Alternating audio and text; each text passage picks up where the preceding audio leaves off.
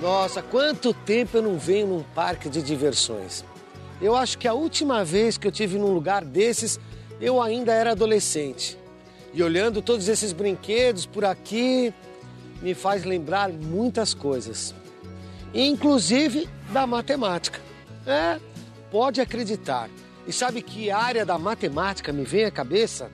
A trigonometria. Trigonometria é uma área da matemática que se preocupa em estudar as relações entre os lados de um triângulo e os seus ângulos. Os triângulos e as suas propriedades são extremamente importantes desde a antiguidade. Através da relação dos lados e ângulos de triângulos semelhantes, grandes pensadores resolveram problemas bastante complexos para a sua época. Na Grécia Antiga, então, nós vamos encontrar vários pensadores, vários pesquisadores da época, né? Um deles que me vem à cabeça é o Aristarco de Samos. Foi a primeira pessoa a determinar, por exemplo, a distância da Terra à Lua e a distância da Terra ao Sol. E para isso ele usou relações trigonométricas num triângulo plano e calculou a distância da Terra ao Sol em 8 milhões de quilômetros. Claro, hoje nós sabemos que esse valor está muito errado, mas para aquela época já era um valor fantástico. E então, com esse valor de distância, ele pôde calcular o tamanho do Sol. E ele percebeu que o Sol era muito, muito maior do que a Terra. E claro, ele começou então a imaginar que se o Sol é tão maior do que a Terra, por que é que o Sol gira ao redor da Terra e não a Terra gira ao redor do Sol? E aí foi um passo para ele mesmo propor um modelo heliocêntrico, com o Sol no centro do universo, o que contrariava os modelos gregos do universo que colocavam a Terra no centro.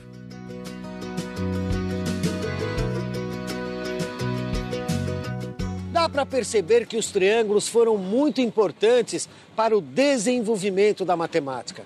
E a partir desses estudos, os matemáticos desenvolveram o que chamamos hoje de funções trigonométricas. As funções trigonométricas são funções angulares, muito importantes no trabalho com os triângulos e com fenômenos periódicos. Se a gente pegar um triângulo retângulo, vamos perceber que, conhecendo um pouco sobre as relações entre seus ângulos e lados, podemos determinar muitas coisas. E é com isso que as funções trigonométricas trabalham.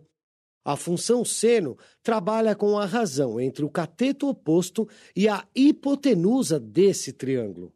A função cosseno a gente descobre calculando a razão entre o cateto adjacente e a hipotenusa.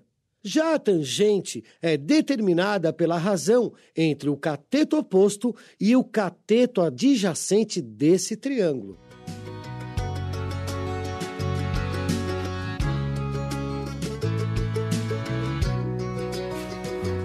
Os matemáticos descobriram que, a partir dessas funções, é possível calcular as medidas desconhecidas de um triângulo retângulo, conhecendo somente a medida de um lado e de um ângulo. Agora, como é que se faz para calcular isso? A primeira tabela que se conhece foi produzida por Hiparco. Ele pegou uma circunferência e criou cordas nessa circunferência, que são segmentos de reta que ligam dois pontos dentro dessa circunferência. Pegando uma corda e uma área delimitada por essa corda, ele construiu um triângulo, formando ângulos conhecidos e a distância dessa corda, que também era conhecida.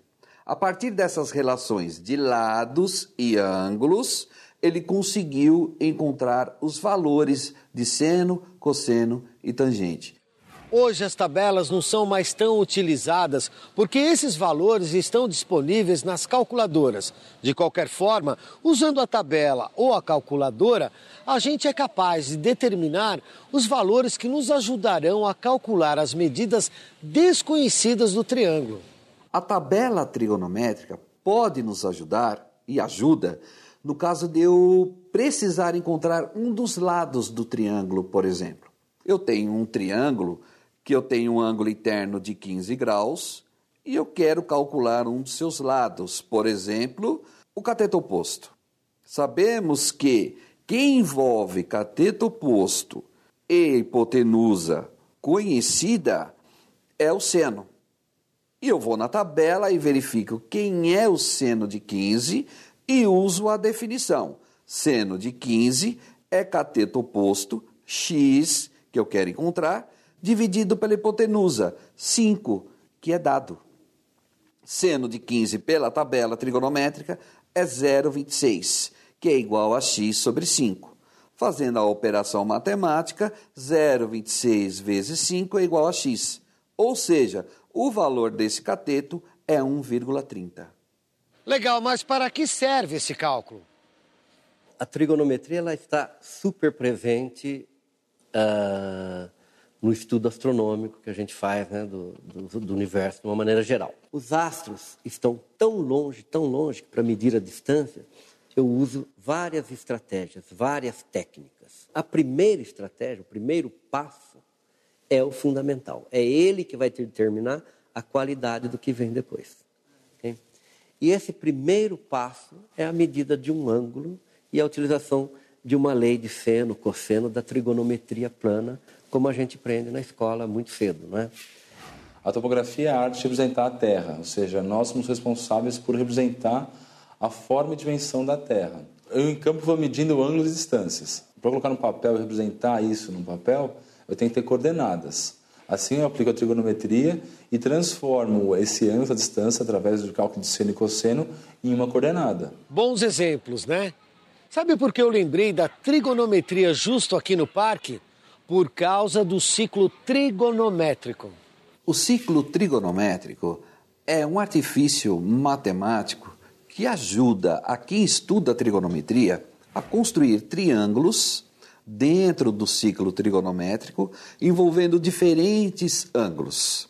Assim, é muito mais fácil você construir uma tabela utilizando desses diferentes ângulos, envolvendo seno, cosseno e a tangente.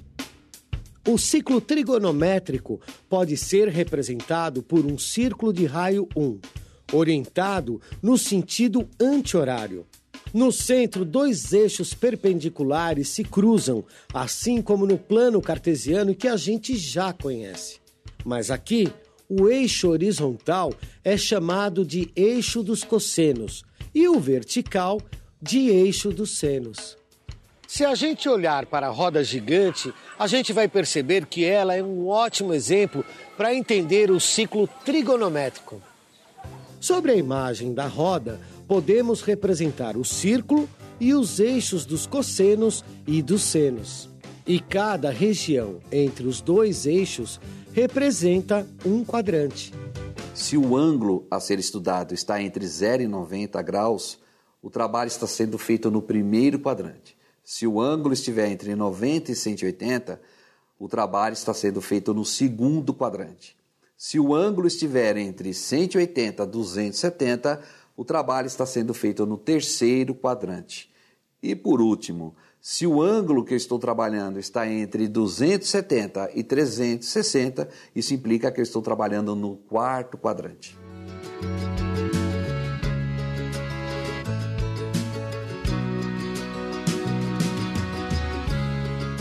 Legal, né?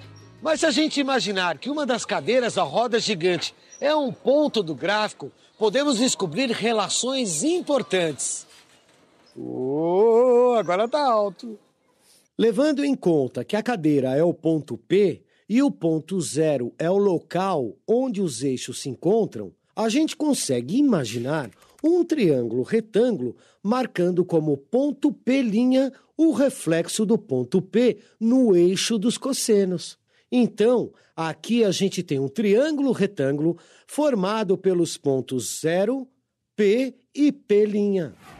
E com esse triângulo retângulo, já podemos descobrir os valores de seno, cosseno e tangente desses ângulos, aplicando as fórmulas de cada função trigonométrica. Como estamos trabalhando com o triângulo retângulo OP, P', vale aqui o teorema de Pitágoras. Se P', no nosso caso, é o seno do ângulo e OP' é o cosseno do ângulo e OP vale 1, pelo teorema de Pitágoras, chegaremos que seno ao quadrado mais cosseno ao quadrado é igual a 1. Os ângulos de 30, 45 e 60 graus são os mais utilizados nos estudos dos triângulos retângulos. Por isso, eles são chamados de ângulos notáveis. Esses ângulos são chamados de notáveis por conta da facilidade de verificá-los dentro de figuras geométricas já conhecidas, como o triângulo equilátero e o quadrado.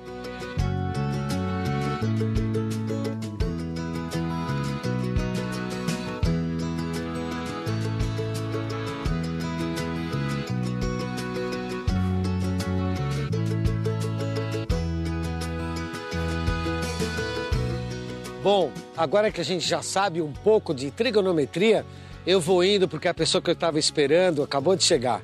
E aí, pessoal, tô bonitão? Me desejo boa sorte, hein? Valeu, tchau! E aí, querida? Bem? Tudo Como é que bem? você tá? Tô ótimo, graças a Deus. Então tá bom. Olha o que eu trouxe pra você. Ah, isso é pra mim? É, um presentinho. Ai, que lindo. Eu espero que você Tá goste. sendo merecedor, assim? Ah, claro, você merece muito mais. Ah.